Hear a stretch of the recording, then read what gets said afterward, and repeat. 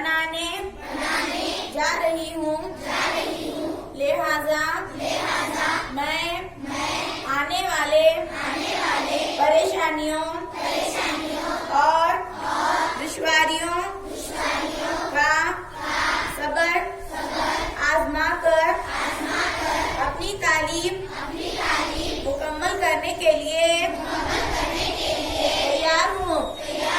मैं अपनी तालीम कभी अधूरी नहीं छोड़ूंगी। मैं अपने दूसरे बहनों को भी तालीम हासिल करने की तरगीब दूंगी। दस्तूर ने जो हमें इंसानी हुकूक दिए हैं, इसका पूरा इस्तेमाल करूंगी।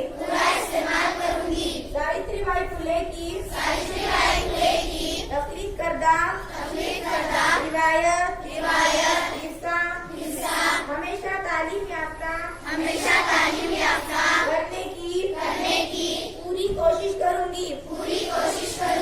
मुल्क को तरक्की की राह पर गामजन रहकर बेहतरीन शहरी होने का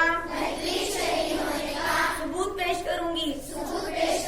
जय हिंद।